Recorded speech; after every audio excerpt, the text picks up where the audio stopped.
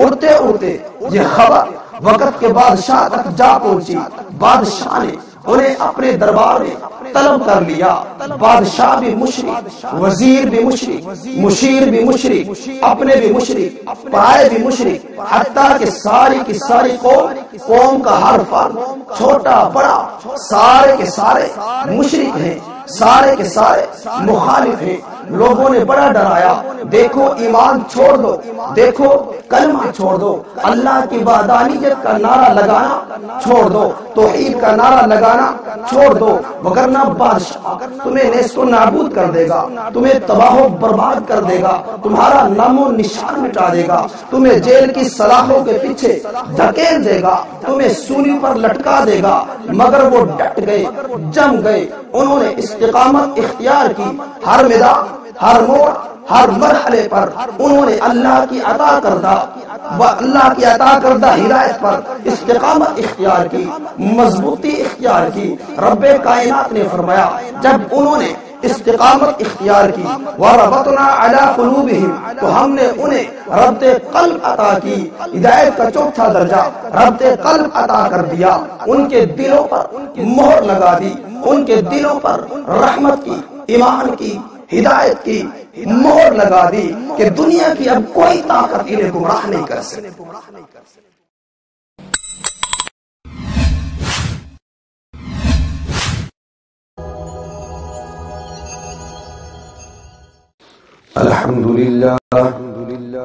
الحمد لله نحمده ونصلي ونسلم على رسوله الكريم، أما بعد فأعوذ بالله من الشيطان الرجيم، بسم الله الرحمن الرحيم، اهدنا الصراط المستقيم، صدق الله العظيم وصدق رسوله النبي الكريم، ونحن على ذلك لمن الشاهدين والشاكرين والحمد لله رب العالمين۔ لائق تعظیم، قابل احترام بزرگوں، دوستوں اور ساتھیوں، میں نے آپ کے سامنے سورۃ الفاتحہ کی آیت نمبر 5 تلاوت کی ہے، جس کا ترجمہ یہ ہے کہ مولا چلا ہمیں سیدھے راستے پر۔ اس آیت کی تفسیر کے متعلق گزشتہ درس میں بھی بات عرض کی گئی ہے۔ گزشتہ درس میں یہ بات بیان کی جا رہی تھی کہ اہدنا ہدایت سے مشتق ہے، اور ہدایت کے 4 قسمیں ہیں، ہدایت کے 4 مرتبے ہیں۔ نمبر 1 ہدایت وجدان، نمبر 2 ہدایت حواس، نمبر 3 ہدایت عقل، اور نمبر 4 ہدایت وحی نبوت۔ ہدایت کی یہ 4 قسمیں ہیں۔ سب سے پہلی قسم ہے ہدایت وجدان، کہ انسان کا اپنے وجد سے، اندر سے، باطن سے رہنمائی حاصل کرنا۔ انڈے میں اللہ چوزہ پیدا کرتے ہیں، اور پھر وہ چوزہ انڈے کو چونچ مار کر اسے توڑتا ہے۔ اب اسے کسی نے سکھایا نہیں، کسی انسان نے، کسی جانور نے اسے سمجھایا نہیں کہ تو نے انڈے کی دیوار کو چونچ مارنی ہے، پھر وہ ٹوٹ جائے گا، تیرے لیے باہر نکلنے کا راستہ بن جائے گا۔ اسے کسی نے نہیں سکھلایا، یہ رہنمائی اس نے اندر سے حاصل کی جو اللہ نے اس کے دل میں الہام کیا تھا۔ اسی طرح چھوٹا بچہ دودھ پیتا بچہ جب اسے بھوک لگتی ہے ماں اسے اٹھاتی ہے اپنے سینے کے قریب لے جاتی ہے وہ بچہ خود بخود اپنا منہ ماں کے سینے سے لگا دیتا ہے اسے پتا ہے کہ مجھے خوراک اور غذا یہاں سے ملے گی اب اس بچے کو کسی نے سکھایا نہیں کسی نے سمجھایا نہیں بلکہ یہ رہنمائی اسے اپنے باطن سے ملی ہے اسی طرح جانور کا بچہ آپ اسے چھوڑتے ہیں وہ دوڑتا ہوا اپنی ماں کے تھنوں کے نیچے جاتا ہے اور جا کر ان تھنوں کو چوسنا شروع کر دیتا ہے اب اسے کسی نے نہیں سمجھایا کسی نے نہیں سکھایا یہ رہنمائی بھی اسے اندر سے ملی تھی اسے ہدایت وجدان کہا جاتا ہے باطن سے رہنمائی لینا اپنے اندر سے رہنمائی لینا اپنے وجد سے رہنمائی لینا اسے ہدایت وجدان کہتے ہیں نمبر دو ہدایت حواس خمسہ کے ذریعے رہنمائی حاصل کرنا زبان کے ذریعے رہنمائی حاصل کرنا ناک سے سونگھ کر کسی چیز کے متعلق رہنمائی لینا کانوں سے سن کر کسی چیز کے متعلق رہنمائی لینا ہاتھوں سے ٹٹول کر کسی چیز کے متعلق رہنمائی لینا ان حواس خمسہ کے ذریعے کسی چیز کے متعلق رہنمائی لینا اسے ہدایت حواس کہا جاتا ہے اور تیسری قسم ہے ہدایت عقل اپنی عقل کے ذریعے سے اپنے فہم کے ذریعے سے اپنی دماغ کے ذریعے سے اپنی سمجھ کے ذریعے سے رہنمائی حاصل کرنا انسان نے یہ بلند و بالا بلڈنگیں کھڑی کر دی اور فضاؤں کے اندر اڑنے والے جہاز بنا دیے ہزاروں میل مسافت طے کرنے والی تیز رفتار گاڑیاں انسان نے بنا دی حتیٰ کہ انسان سیاروں پہ جا پہنچا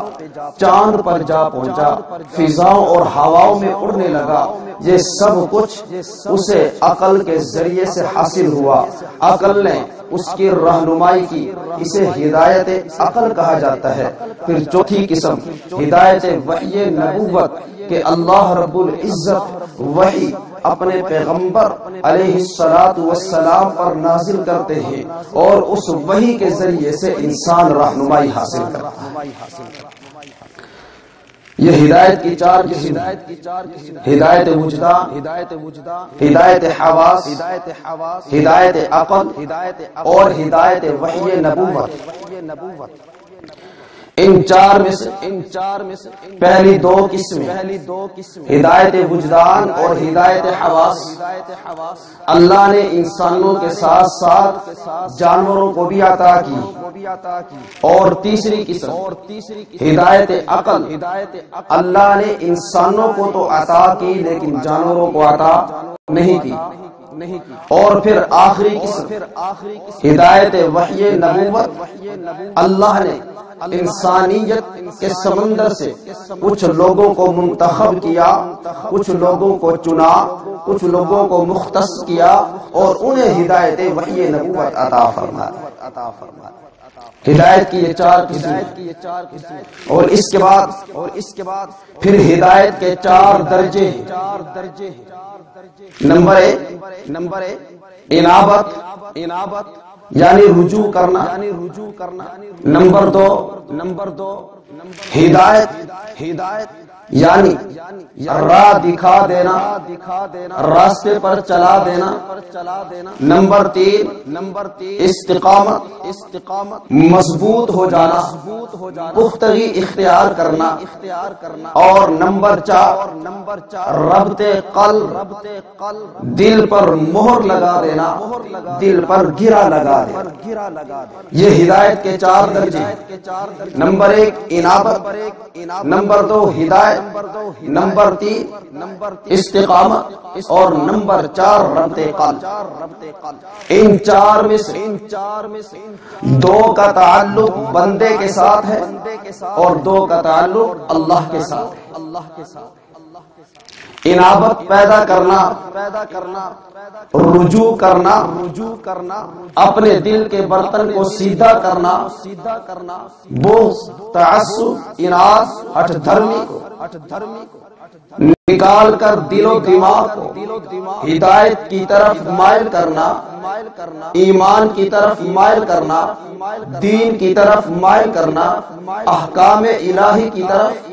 مائل کرنا، یہ ہے بندے کا کام۔ اور اس کے بعد اس کے دل میں ہدایت کا نور بھر دینا، اسے راستہ دکھا دینا، راستے پر چلا دینا، اسے ہدایت دے دینا، یہ اللہ کا کام ہے۔ انابت پیدا کرنا، رجوع کرنا، اپنے دل کا برتن سیدھا رکھنا، ضد، ہٹ دھرمی، اناد، بغض، نفرت نکال کر اپنے دل و دماغ کو ہدایت کی طرف مائل کرنا، یہ بندے کا کام ہے۔ اس کے دل میں ہدایت کا نور داخل کر دینا، یہ اللہ کا کام ہے۔ اور پھر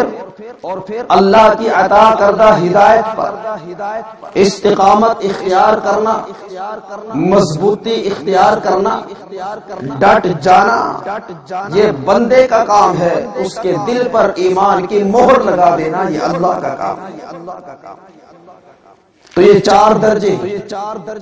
انابت، رجوع کرنا، یہ بندے کا کام ہے۔ جب تک بندہ اپنے دل میں انابت پیدا نہیں کرے گا، رجوع نہیں کرے گا، اپنے دل کے برتن کو سیدھا نہیں کرے گا، حسد، بغض، نفرت، اناد، تعصب کو نکال کر اپنے دل و دماغ کو ہدایت کی طرف مائل نہیں کرے گا، ایمان کی طرف مائل نہیں کرے گا، دین کی طرف مائل نہیں کرے گا، اپنے دل کا برتن سیدھا نہیں کرے گا، تو اسے ہدایت کا نور بھی نہیں ملے گا۔ اگر بارش برس رہی ہو اور کوئی بندہ اس بارش میں برتن اندھا کر کے رکھ دے، الٹا کر کے رکھ دے، تو کیا اس کے برتن میں پانی کا کوئی قطرہ جا سکے گا؟ بارش کا کوئی قطرہ، کوئی بوند اس میں داخل نہیں ہو سکے گا، اس لیے کہ اس نے اپنے برتن ہی کو اندھا کیا ہوا ہے، اپنے برتن ہی کو الٹا کر کے رکھا ہوا ہے۔ بارش تو برس رہی ہے لیکن تیرا برتن الٹا ہے، اس میں بارش بھلا کیسے داخل ہو سکتی ہے؟ اسی طرح اگر تو اپنے دل کے برتن کو اوندا کر کے رکھے گا، الٹا کر کے رکھے گا، رجوع نہیں کرے گا، تعصب، اناد، بغض، ہٹ درمی اور نفرت کو دل سے نہیں نکالے گا، اپنے دل و دماغ کو ہدایت کی طرف مائل نہیں کرے گا، تو ہدایت بھی تجھے ملے گی نہیں۔ اگر بندہ چاہتا ہے کہ اسے توفیق مل جائے، اسے ہدایت مل جائے، تو اس کا کام یہ ہے کہ اپنے دل میں انابت پیدا کرے، رجوع کرے، بغض، نفرت، اناد کو نکال کر اپنے دل و دماغ کو ہدایت کی طرف مائل کرے، اپنے دل کے برتن کو سیدھا کر لے، اللہ اسے ہدایت عطا فرمائے۔ اور جن لوگوں نے اپنے دل کے برتن کو سیدھا کیا، انابت پیدا کی، رجوع کیا، اپنے دل و دماغ ہدایت کی طرف مائل کیا، تاریخ گواہ ہے کہ رب کائنات نے انہیں ہدایت عطا فرمائی۔ سیدنا ابو بکر صدیق رضی اللہ عنہ انابت پیدا کی، رجوع کیا، اللہ نے ہدایت عطا فرما دی۔ سیدنا عمر رضی اللہ عنہ نے انابت پیدا کی، رجوع کیا، اللہ نے ہدایت عطا فرما دی۔ سیدنا عثمان غنی رضی اللہ عنہ نے انابت پیدا کی، رجوع کیا، ہدایت کی طرف اپنے دل و دماغ کو مائل کیا، اللہ نے ہدایت عطا فرما دی۔ علی المرتضی شیر خدا رضی اللہ عنہ نے انابت پیدا کی، رجوع کیا، اللہ نے ہدایت عطا فرما دی، حتیٰ کہ کم و بیش 1,24,000 صحابہ اکرام رضوان اللہ علیہم اجمعین نے، ساری کی ساری صحابیات رضی اللہ عنہن اجمعین نے، تابعین نے، تبع تابعین نے، محدثین نے، فقہاء نے، اولیاء نے، صلحاء نے، اتقیاء نے، ازکیاء نے، ابتدا سے لے کر آج تک کے مسلمان نے انابت پیدا کی، رجوع کیا، اپنے دل و دماغ کو ہدایت کی طرف مائل کیا، اللہ نے انہیں ہدایت عطا فرمائی۔ اور جس نے انابت پیدا نہ کی، رجوع نہ کیا، ضد، ہٹ دھرمی، اناد، بغض، نفرت، تعصب کو اپنے دل سے نہ نکالا اور اپنے آپ کو ہدایت کی طرف مائل نہ کیا، انہیں ہدایت نہیں ملی۔ ابو جہل انابت پیدا نہ کی، رجوع نہ کیا، تعصب، ضد، ہٹ درمی کو نکال اپنے دل و دماغ کو ہدایت کی طرف مائل نہیں کیا، اللہ نے اسے ہدایت بھی عطا نہیں کی۔ ابو لہب نے انابت پیدا نہ کی، رجوع نہ کی، اللہ نے اسے بھی ہدایت عطا نہیں کی۔ عتبہ شیبہ نے انابت پیدا نہیں کی، رجوع نہ کیا، انہیں بھی ہدایت نہ ملی، حتیٰ کہ ابتدا سے لے کر آج تک کے کافر نے جب اپنے دل میں انابت پیدا نہ کی،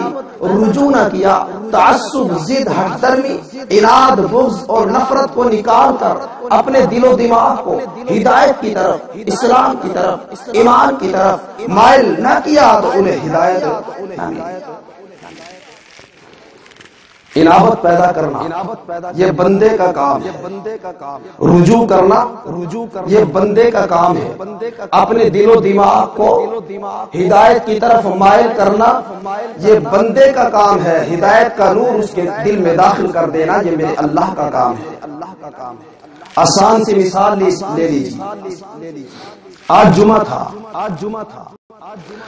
آپ تمام حضرات جمعہ کی نماز پڑھنے کے لیے مسجد میں تشریف لے گئے،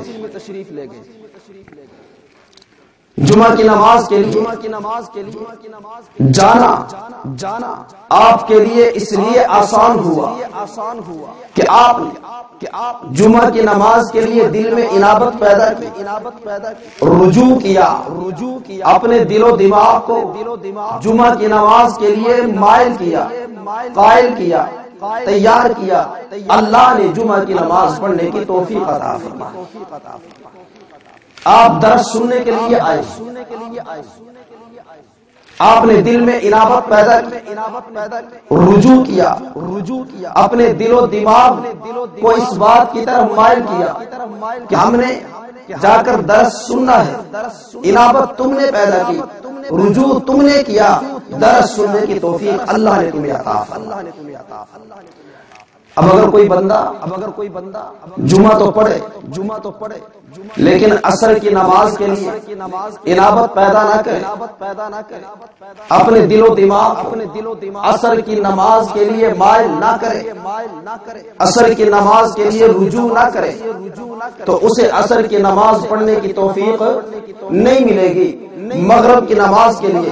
اپنے دل میں انابت پیدا نہ کرے تو اسے مغرب کی نماز پڑھنے کی توفیق بھی نہیں ملے گی۔ عشاء کی نماز پڑھنے کے لیے اپنے دل میں انابت پیدا نہ کرے، اپنے دل و دماغ کو عشاء کی نماز کی طرف مائل نہ کرے تو اسے بھی عشاء کی نماز پڑھنے کی توفیق نہیں ملے گی۔ فجر کی نماز کے لیے رجوع نہ کرے، دل میں انابت پیدا نہ کرے تو فجر کی نماز پڑھنے کی توفیق نہیں ملے گی۔ ہاں ایک بندہ وہ ہے جو جمعہ بھی پڑھتا ہے پھر عصر کی نماز کے لیے اپنے دل میں انابت پیدا کرتا ہے، اپنے دل و دماغ کو عصر کی نماز کے لیے رجوع، عصر کی نماز کے لیے مائل کرتا ہے تو اسے عصر کی نماز پڑھنے کی توفیق مل جاتی ہے۔ مغرب کی نماز پڑھنے کے لیے اپنے دل میں انابت پیدا کرتا ہے، اسے مغرب کی نماز پڑھنے کی بھی توفیق مل جاتی ہے، عشاء کی نماز پڑھنے کے لیے اپنے دل میں انابت پیدا کرتا ہے، رجوع پیدا کرتا ہے، اپنے دل و دماغ کو مائل کرتا ہے۔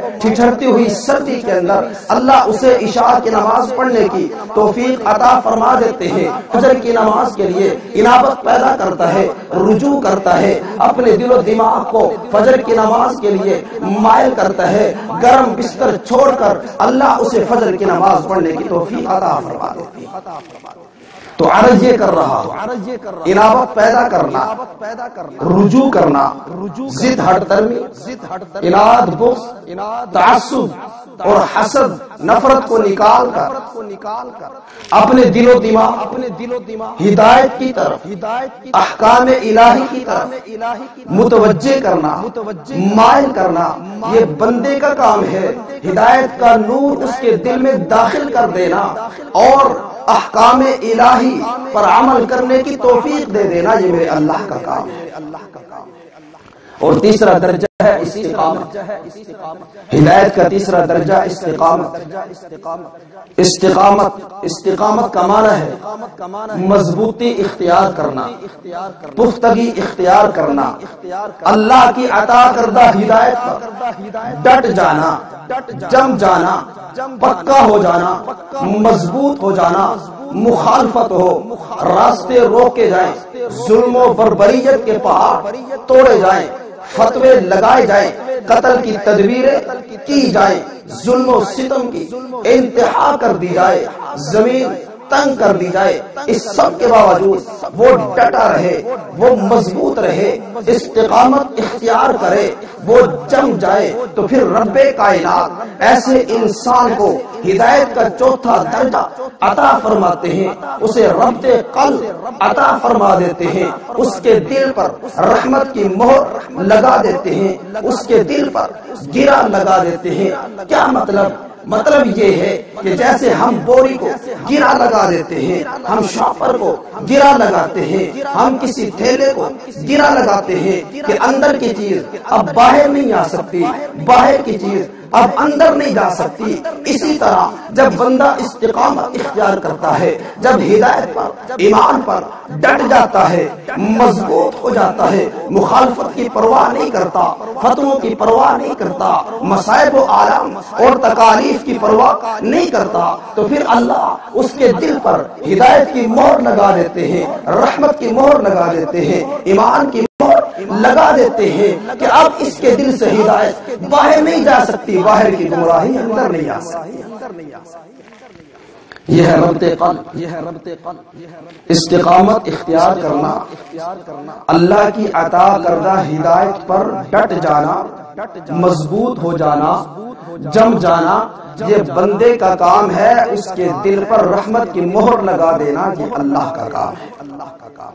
قرآن مجید فرقان حمید کے 15ویں پارے میں اللہ رب العزت چند نوجوانوں کا ذکر کیا کہ جنہیں ہدایت کے یہ چاروں درجے حاصل، انہیں اصحاب کہف کہا جاتا ہے۔ کہف کہتے ہیں غار کو، اصحاب کہتے ہیں والے، اصحاب کہف کا مطلب غار، والے۔ وہ 7 ایسے نوجوان کہ جن کی ولایت کا انکار کرنا کفر ہے، اس لیے کہ ان کی ولایت کی گواہی خود قرآن نے دی ہے۔ ان کا واقعہ اللہ نے قرآن مجید میں بیان فرمایا۔ رب کائنات فرماتے ہیں وَنَحْنُ نَقُصُّ عَلَيْكَ نَبَأَهُمْ بِالْحَقِّ، اے میرے محبوب پیغمبر، سرور کونین، تاجدار مدینہ، فخر رسل جناب محمد رسول اللہ صلی اللہ علیہ وسلم، ہم آپ پر بیان کرتے ہیں نبأہم بالحق، ان کی خبر، ان کا واقعہ، ان کا قصہ، ان کی حالت بالحق کی، حق کے ساتھ صحیح انہم فتیۃ، بے شک وہ اصحاب چند نوجوان تھے، انہوں نے اپنے دل میں انابت پیدا کی، رجوع کیا، ضد، ہٹ درمی، تعصب، اناد، بغض کو نکال کر اپنے دل و دماغ کو ہدایت کی طرف مائل کیا، تو رب کائنات نے انہیں ایمان کی توفیق عطا فرما دی، انہیں ہدایت عطا فرما دی۔ آمنوا بربہم، وہ اپنے رب پر ایمان لے آئے۔ وزدناہم ہدا، اللہ نے فرمایا پھر ہم نے ان کی ہدایت میں مزید اضافہ فرما دیا۔ جب وہ ایمان لے آئے، انہوں نے ایمان قبول کر لیا، انہوں نے اللہ کی وحدانیت کو قبول کر لیا۔ گھر والوں کو پتہ چلا، گھر والوں نے بڑا ڈرایا دھمکایا مگر وہ ڈٹے رہے، رشتہ داروں نے ڈرایا دھمکایا مگر وہ ڈٹے رہے، محلے والوں نے ڈرایا دھمکایا مگر وہ ڈٹے رہے، بستی والوں نے بڑا ڈرایا دھمکایا مگر وہ ڈٹے رہے، شہر والوں نے ڈرایا دھمکایا مگر وہ ڈٹے رہے، حتیٰ کہ اڑتے اڑتے یہ خبر وقت کے بادشاہ تک جا پہنچی۔ بادشاہ نے انہیں اپنے دربار میں طلب کر لیا۔ بادشاہ بھی مشرک، وزیر بھی مشرک، مشیر بھی مشرک، اپنے بھی مشرک، پرائے بھی مشرک، حتیٰ کہ ساری کی ساری قوم کا ہر فرد چھوٹا بڑا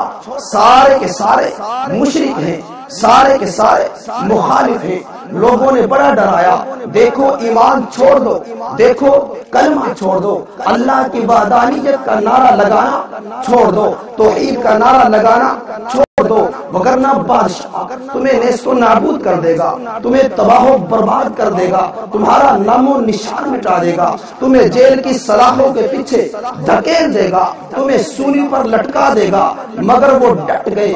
جم گئے، انہوں نے استقامت اختیار کی۔ ہر میدان، ہر موڑ، ہر مرحلے پر انہوں نے اللہ کی عطا کردہ ہدایت پر استقامت اختیار کی، مضبوطی اختیار کی۔ رب کائنات نے فرمایا جب انہوں نے استقامت اختیار کی، وَرَبَطْنَا عَلَىٰ قُلُوبِهِمْ، تو ہم نے انہیں ربط قلب عطا کی۔ ہدایت کا چوتھا درجہ ربط قلب عطا کر دیا، ان کے دلوں پر مہر لگا دی، ان کے دلوں پر رحمت کی، ایمان کی، ہدایت کی مہر لگا دی کہ دنیا کی اب کوئی طاقت انہیں گمراہ نہیں کر سکتی۔ ربط قلب کہ جب انسان اللہ کی عطا کردہ ہدایت پر ڈٹ جاتا ہے، استقامت اختیار کرتا ہے، مضبوطی اختیار کرتا ہے، تو اللہ اس کے دل پر ایمان کی مہر لگا دیتے اور پھر مشرکوں سے بھرے دربار کے اندر اصحاب کہف نے ڈنکے کی چوٹ پر اللہ کی ربوبیت اور اللہ کی توحید کو بیان فرمایا۔ مفصل واقعہ قرآن مجید میں تفاسیر کے اندر اپنے گھروں میں جا کر دیکھ سکتے۔ میں عرض یہ کر رہا کہ ہدایت کے 4 درجے، نمبر 1 انابت، نمبر 2 ہدایت، نمبر 3 استقامت، نمبر 4 ربط قلب۔ انابت پیدا کرنا بندے کا کام ہے، اسے ہدایت دے دینا یہ اللہ کا کام ہے، پھر اللہ کی عطا کردہ ہدایت پر ڈٹ جانا، استقامت اختیار کرنا یہ بندے کا کام ہے، اس کے دل پر ہدایت کی مہر لگا دینا یہ اللہ کا کام ہے۔ 2-3 مثالیں اور آپ کے سامنے عرض کیے جاتا ہوں تاکہ بات بھی سمجھ میں آ جائے اور ایمان بھی تازہ ہو جائے۔ چلیے مکہ کی گلیوں میرے نبی علیہ الصلوۃ والسلام ایک غلام وفادار تابعدار صحابی میرے نبی کا ایک شاگرد، اس نے اپنے دل میں انابت پیدا کی، رجوع کیا، ضد ہٹدرمی، تعصب، نفرت کو نکال اپنے دل و دماغ ہدایت کی طرف مائل کیا، حق کی طرف مائل کیا۔ اللہ نے اس کے دل میں ہدایت کا نور بھر دیا، اسے ہدایت عطا فرما دی، وہ ایمان لے آیا۔ جب وہ ایمان لایا اس پر مصائب و تکالیف کے پہاڑ توڑ دیے گئے، اسے مارا گیا، اسے پیٹا گیا، ظلم و بربریت کی اس پر انتہا کر دی گئی۔ سیدنا بلال حبشی رضی اللہ عنہ جب انہوں نے ایمان قبول کیا تو ان کا مالک امیہ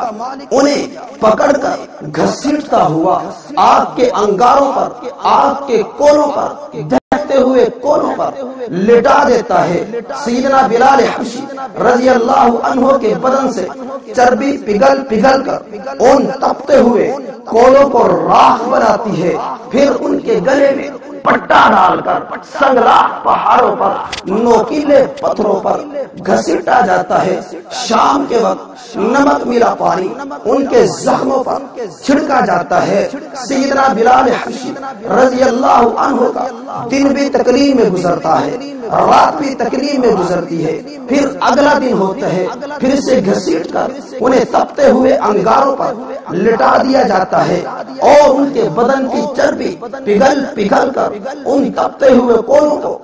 راکھ بناتی ہے۔ شام کے وقت نمک ملا پانی ان کے زخموں پر چھڑکا جاتا ہے۔ ایک دن امیہ آیا اور سیدنا بلال حبشی رضی اللہ عنہ کو ٹھوکر مار کر کہنے لگا، بلال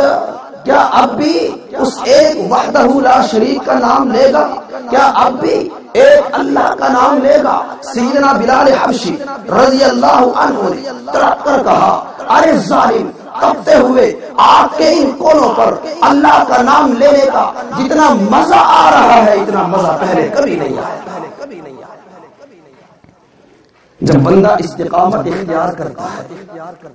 مضبوطی اختیار کرتا ہے، اللہ کی عطا کردہ ہدایت ڈٹ جاتا ہے، تو پھر اللہ اس کے دل پر مہر لگا دیتے ہیں، پھر بڑی سے بڑی تکلیف، بڑی سے بڑی آزمائش سے گمراہ نہیں کر سکتا۔ آئیے ایک اور مثال میں آپ کے سامنے عرض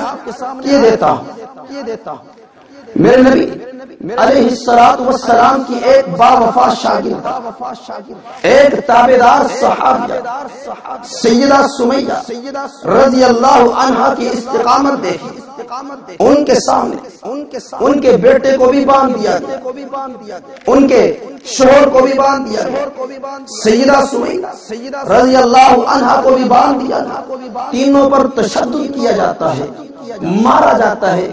پیٹا جاتا ہے، ظلم و ستم اور بربریت کی انتہا کر دی گئی۔ مصائب و تکالیف اور آلام کے پہاڑ ان پر توڑ دیے گئے۔ ایک دن ابو جہل 2 اونٹ لے کر کے آ گیا، ایک سیدہ سمیہ رضی اللہ عنہا کی ایک ٹانگ ایک اونٹ کے ساتھ باندھی، دوسری ٹانگ دوسرے اونٹ کے ساتھ باندھی اور کہنے لگا، سمیہ اب بھی وقت ہے، سوچ لے، دین چھوڑ دے، کلمہ چھوڑ دے، اللہ کی وحدانیت چھوڑ دے، اللہ کا نام لینا چھوڑ دے، محمد کا نام لینا چھوڑ دے، ورنہ میں ان دونوں اونٹوں کو مخالف سمت میں چلا کر چیر کر تیرے جسم کے 2 ٹکڑے کر دوں گا۔ سیدہ سمیہ رضی اللہ عنہا نے تڑپ کر کہا، ارے بدبخت، فقضی ما انت قاض، تو جو کرنا چاہتا ہے کر گزر، چیر کر میرے جسم کے 2 ٹکڑے کرنا چاہتا ہے کر دے، لیکن نہ رب کا نام چھوڑوں گی، نہ دین چھوڑوں گی، نہ کلمہ چھوڑوں گی، نہ محمد کا نام چھوڑوں گی صلی اللہ علیہ وسلم۔ جب بندہ استقامت اختیار کرتا ہے، اللہ کی عطا کردہ ہدایت پر ڈٹ جاتا ہے، تو پھر اللہ اس کے دل پر مہر لگا دیتے ہیں۔ ایک اور مثال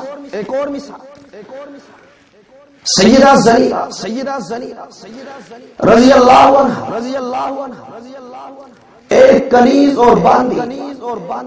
آزاد عورت نہیں، باندی کنیز، دل میں انابت پیدا، رجوع کیا، دل و دماغ کو ایمان قبول کرنے کی طرف مائل کیا، اللہ نے ہدایت عطا فرما دی، کافروں کو پتہ چلا، ظلم و بربریت کی انتہا کر دی۔ سیدہ زنیرہ رضی اللہ عنہا کو مارا جانے لگا، سیدہ زنیرہ رضی اللہ عنہا کو پیٹا جانے لگا، مکہ کی چوک میں کھڑے ہو کر ان پر ظلم و ستم کیا گیا۔ ایک دن ابو جہل گرم سلاخیں لے آیا، لوہے کی گرم سلاخیں، ایک سلاخ ایک آنکھ میں پھیری، دوسری سلاخ دوسری آنکھ میں پھیری اور کہا، اے زنیرہ، تو کہتی ہے نا کہ میرا رب ایک ہے، میرا مشکل کشا ایک ہے، میرا حاجت روا ایک ہے، میرا داتا ایک ہے، میرا لجپال ایک ہے، تو پھر پکار اپنے اس رب کو، پکار اپنے اس لجپال کو، پکار اپنے اس داتا کو، پکار اپنے اس مشکل کشا کو کہ وہ تیری آنکھوں کی بینائی واپس کر دے۔ سیدہ زریرہ رضی اللہ عنہا نے اپنا منہ آسمان کی طرف اٹھایا، اپنا چہرہ آسمان کی طرف اٹھایا، اللہ کی بارگاہ میں عرض کی، مولا جب میں ماں کی پیٹ میں تھی تو نے بن مانگے مجھے آنکھیں عطا کر دی تھی، آج تیری توحید کی خاطر، تیرے دین کے خاطر، تیرے نبی کے کلمے کی خاطر میں تجھ سے بھی مانگتی ہوں، اس کتے کو اپنی قدرت کا مظاہرہ دکھا، میری آنکھوں کی بینائی واپس فرما۔ ابھی سیدہ زریرہ رضی اللہ عنہا کی یہ دعا ختم نہ ہوئی تھی کہ اللہ نے ان کی بینائی کا نور واپس کر دیا۔ جب بندہ ڈٹ جاتا ہے اللہ کی عطا کردہ ہدایت پر،